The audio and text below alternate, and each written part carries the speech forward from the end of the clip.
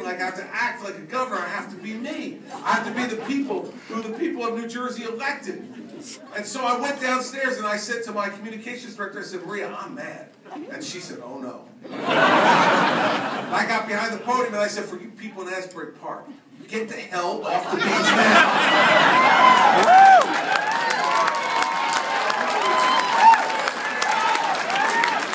I looked at my watch and said, it's 3:45, you maximized your tan, get the hell off the beach and get safe ground.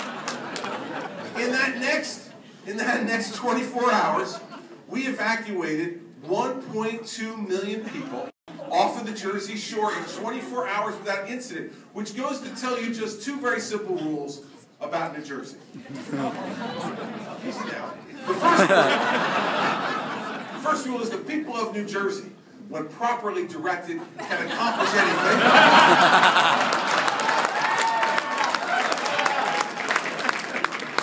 The second rule is, to get the attention of someone from New Jersey, you must swear it. I had a governor from another state who was in the path of the hurricane call me after I said that, and he said, did you really just tell your citizens to get the hell off the beach? And I said, yes, I did. And he said, how do you get away with that? I said, it's Jersey, baby.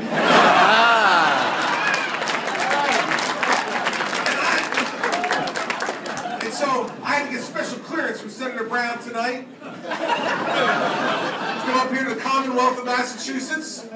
Use some language that perhaps, I know here in Boston, you know, you never use that kind of language here in Boston. Although I will tell you, one time, that all of you Bostonians and this governor of New Jersey use that same language whenever the Yankees win a game.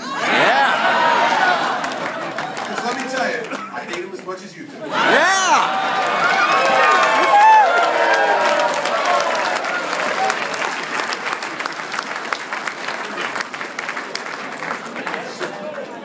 Yeah, well, that's right. Well, you know, I am a typical New Jerseyan in this respect. I am bitter, angry, and disappointed because I'm a Mets fan.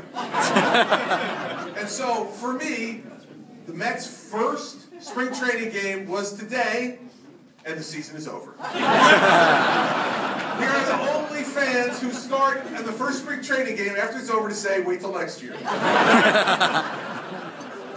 Here's what I don't want to do. I don't want to come back to Massachusetts in November and say we got to wait till next election. Right? Yeah. Because we can't do that. I don't want to come back to Massachusetts and think that we didn't leave everything on the field to make sure that Scott Brown gets reelected. I don't want to come back to Massachusetts in November and think that there was anything all of us could have done together that we didn't do, because our country will be lesser for it. Your Commonwealth will be lesser for it.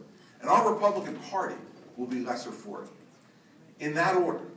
That's the most important thing, because that's what Scott Brown runs his life by every day in his official duties. He puts our country first. He puts the Commonwealth he represents right there with it. And then he puts his party there as well. Because Republican Party is important to him, but the most important thing is representing every citizen of Massachusetts and to do what's best in the United States Senate for every citizen in the United States.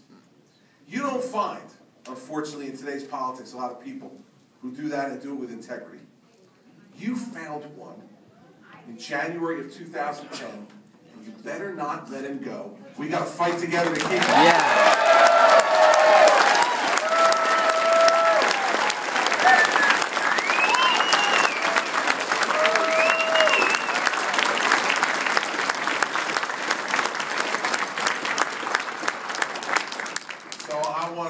Scott, Gail, and family for their willingness to continue to sacrifice.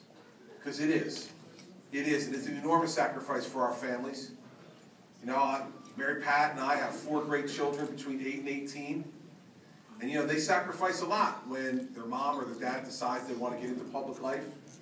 You know, not just the obvious things, but the little things. Like we were out to dinner last night with all 4 of our kids. And we were at a restaurant near our home.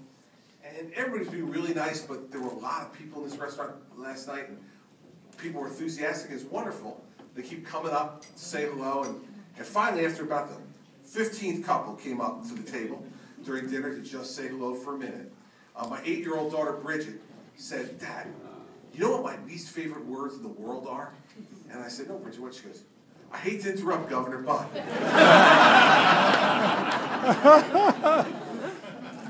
Our children, our spouses, sacrifice so much of their time and their energy and their time with us to give folks like me and Scott an opportunity to serve and to do what we believe in our heart is our calling.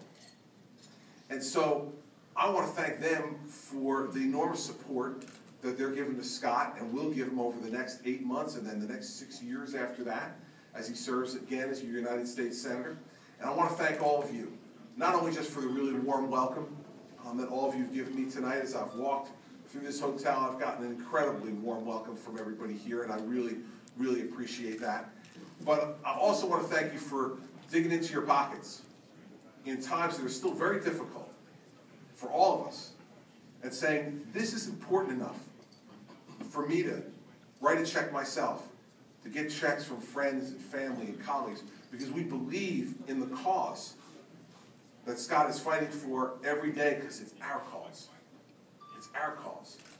So anytime this guy asks me to come back, I will, because I think it's that important for Massachusetts and for America to have him in the United States Senate. And if a shy and retiring governor from New Jersey